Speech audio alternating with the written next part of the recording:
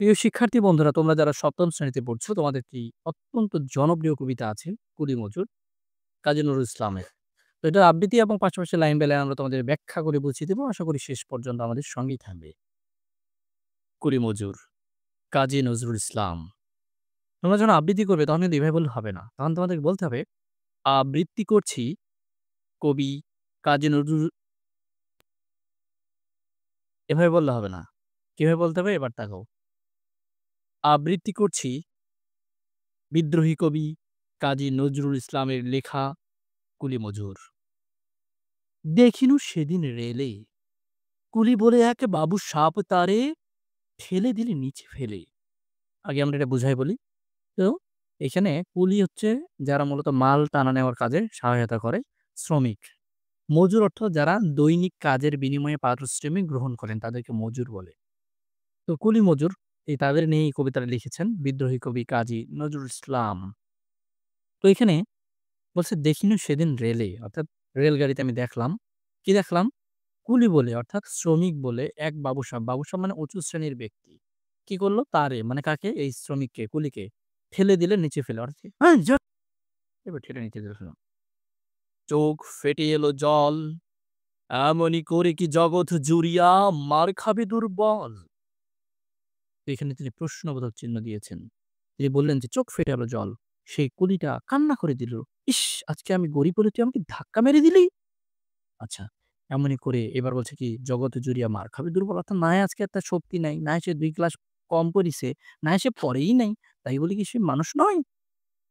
এগুলো কি ঠিক? আচ্ছা। এরপরে কবি কাজী নজরুল ইসলাম আবার বলছেন, যে দধিচি যে দধিচিদের হাড় দিয়ে ওই বাষ্প সকট চলে, বাবুসাপ এসে চড়িল তাহাতে, কুলিরা পড়িল তলে। এখানে বলতেছে দধিচি হচ্ছে একজন পৌরাণিক ঋষি। ঋষি মানে হিন্দু ধর্ম অনুসারে পৌরাণিক হচ্ছে তার একটা ধর্মগ্রন্থ বা এই টাইপের কিছু একটা, এবং এই বইয়ের মধ্যে দধিচির একটা ঘটনা আছে। সে নাকি তার হাড়গুলাকে দেবতাদের কিসের জন্য? মানে আরাধনার জন্য কি করছিল? দান করছিল এই দধিচি। ঠিক আছে? একজন ঋষি মানে মুনি, মানে আমাদের যেমন হুজুর আছে তাদের এরকম পাদ্রী-মাদ্রী এই টাইপের। খ্রিস্টানদের যেমন পাদ্রী, হিন্দুদের যেমন এই আরকি এরকম ঋষি, মুনি। বলছে তার হাড় দিয়ে ওই বাষ্পসতে এখানে এই শ্রমিকটাকেই কি বলা হয়েছে? দধিচি বলা হয়েছে।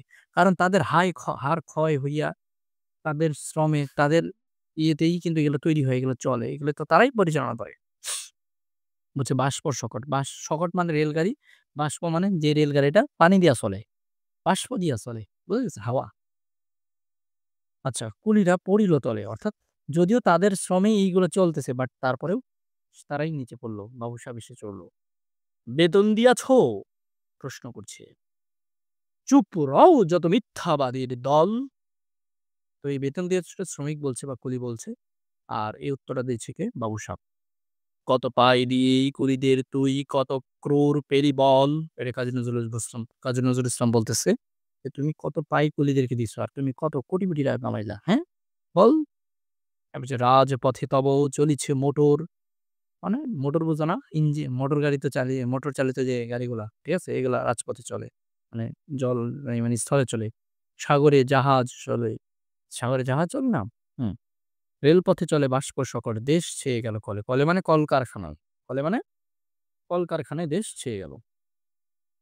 বলো তো এসব কাহাদের দান? তোমার অট্টালিকা কার খুনে রাঙা?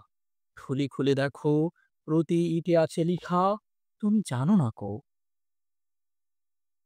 কিন্তু পথের প্রতি ধূলিকণা জানে, ওই পথ ওই জাহাজ সকট অট্টালিকার মানে। তো এখানে যেটা বোঝাইলো যে, বলো তো এসব কাহাদের দান? তোমার অট্টালিকা, তোমার এই যে এত বড় বাড়ি বানাইছো তুমি তো আর নিজে বানাই নাই। এটা বানাইর লেগা শ্রমিকরা এসে তোমার বাড়িটা বানাই দিছে। ঠিক আছে? আচ্ছা। এরপরে বলছে, "ঠুলি খুলে দেখো।" ঠুলি মানে চশমা। ঠুলি মানে কি? চশমাটা খুইল্লা দেখো। প্রতিটি ইটে আছে লিখা, তুমি জানো না কো। কিন্তু পথের প্রতি ধূলিকণা জানে, কারণ সেই ধূলিকণার উপর দিয়ে হেঁটে, হেঁটে তারা আসছিল। প্রতি ধূলিকণা সাক্ষী, এবং এখানকার এই যে ধূলিবালিগুলো লাগাইছে তারা সাক্ষী। কারা তাদেরকে এখানে এই দেওয়ালে স্থান দিয়েছে। আচ্ছা, তো এরপরে বলতেছে, "আসিতেছে শুভ দিন।" কিছুটা আনন্দের সাথে। আসিতেছে শুভ দিন। দিনে, দিনে বহু বাড়ি আছে দেনা। শুধিতে হইবে ঋণ।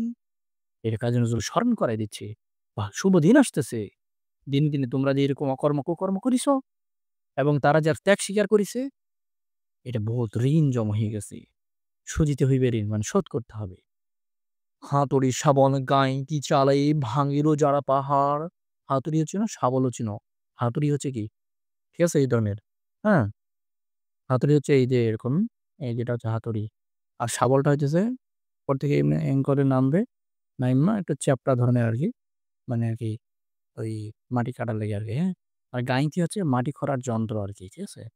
যারা পাহাড় ভাঙলো, পাহাড় কাটা সে পথের দুপাশে পড়িয়া যাদের হাড়। এই যে পাহাড়টা কাইট্টা যারা রাস্তাটা বানাইছে, এই পাহাড়ের দেখো ২ পাশে এদের হাড় পড়ে আছে এখনো।